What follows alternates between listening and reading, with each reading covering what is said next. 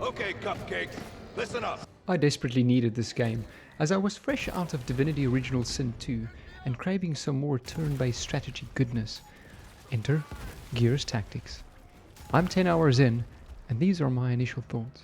It is my first voyage into the Gears universe, so I had no clue what to expect. I was almost ignorantly uninformed about the lore and backstory, given the success of the franchise, and I'm afraid I might actually be the exception rather than the rule. Nevertheless, the game does a very poor job at setting up the universe, almost arrogantly expecting the gamer to know the lore and to be acquainted with the history of its world. And therefore I fail to grasp the gravity of the situation. The story is mainly told through cutscenes between missions, which there is a generous amount of, and I have to say they are technically well crafted.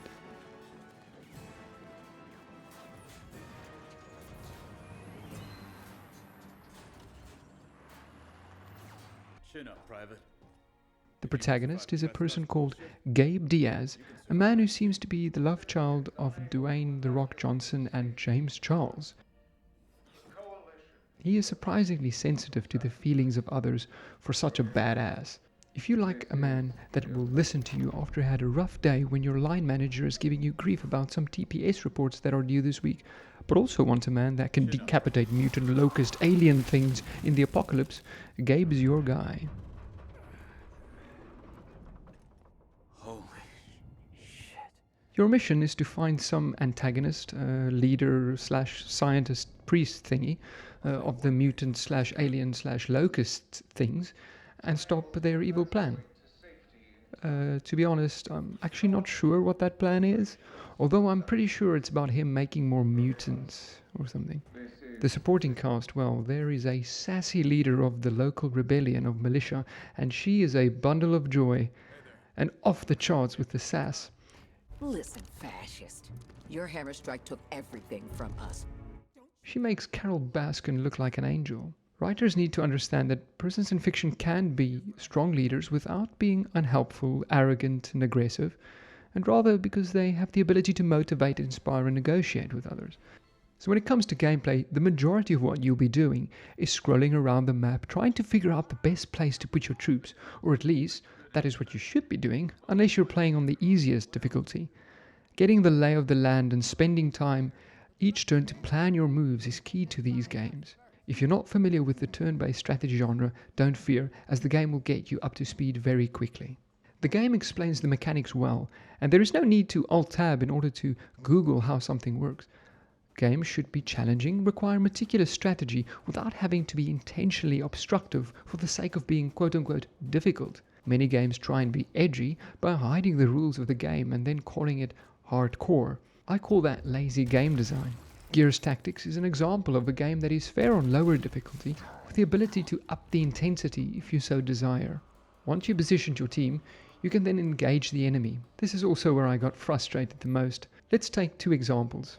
Both of these attacks are with snipers, with enhanced badass looking rifles made for accuracy. But look, the first sniper, she clearly didn't get the memo on social distancing. A target that is so close she can basically smell him. She only has a 36% chance. And what happens? Oh wow, okay, well she actually hits him. Well, let's move on to the next one. Here we have another sniper, this time standing further away, but more or less the same distance as the previous one, and with an obstacle between her and Mr. Monster. She has a 72% chance to hit, higher than the previous shooter. Obviously she will hit the target. Right, and there we go. Nice. So, let's back up to another encounter. Look at this fellow. His Tinder profile says he likes long walks on the beach and also ramming chainsaw-mounted heavy weapons through alien mutant locust thingies. Let's see how he gets on, shall we? Ah, alas, Mr. Monster says, "Not today!" and hits him with a counterattack, wasting that action point, causing him to suffer damage. I bet he won't be posting that on his Instagram. This happened so often that I decided not to use the ability anymore. For the most part, the combat is fun though, but some of these happen too often for my liking, and if I was playing on any difficulty higher than intermediate, I would have seriously be considering throwing my PC out the window on several occasions. There is not a huge variety of missions, rescue these people, hold that position, capture this objective, etc. It gets repetitive after a while. Luckily, the level design is rather good, and it keeps things interesting for a while. New enemies are also drip-fed into each new mission to keep things spicy.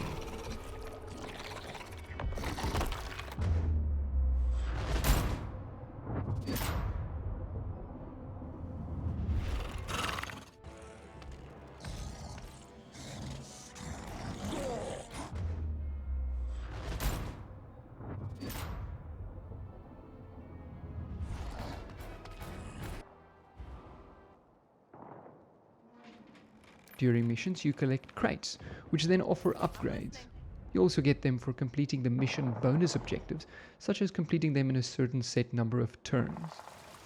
Now, just look at all these rares. This was fairly early on in the game, and if everything is rare, I dare say nothing is rare. I think this system with the crates was a bit rushed, and they could have really improved on it. Your troops gain skill points as you level up by completing missions.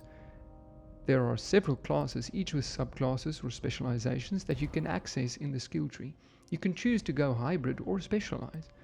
There are also reset tokens that you can obtain if you're not happy with the choices you made. However, I'm not sure how many there are in the game, and I'm not even sure how I got them. There are no real other mechanics outside of combat, apart from being able to recruit new troops if yours died because of your negligence, and customize their look.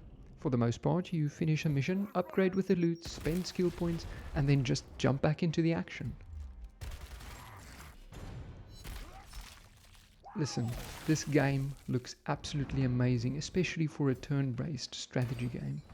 The devs went for a realistic art style, and I think they nailed it. The levels are littered with objects that just scream post-apocalyptic. The textures are pretty good, apart from some of the close-up scenes, but for the most part it's absolutely stunning. When you kill an enemy, you sometimes go into over-the-shoulder or close-up kill cam with a nice action sequence showing you demolishing the enemy.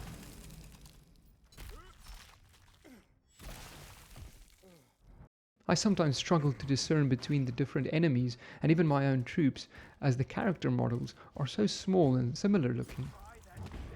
Movement is easy, and you can fully rotate the camera in a 360 degrees, allowing you to really scope out the map. You're able to see through walls if an enemy or recruit is behind it, and I found it was somewhat immersion breaking at some times, but this can be adjusted in the settings menu. The game is pretty graphically intense, but I was able to run it on ultra settings using the in-game benchmark. I got just below 60 frames per second, and considering it's a slow-paced game, the difference between 57 and 60 frames per second was negligible to me. So there you have it. Will I be spending any more time in Gears Tactics? Without a story to invest in, and the missions being rather repetitive, along with the RNG niggles that I had, I have to say, I will definitely be spending more time in Gears Tactics. It's such a fun game, the gameplay is good. I will definitely be finishing this. If you are a huge fan of Gears of War, and turn-based games especially, I would recommend getting a Game Pass, at least. It's only £1 for newcomers, and then you can see if you like it. Just try it out. Let me know in the comments, did you have issues with the RNG as well? I'm 10 hours in, and thank you for watching.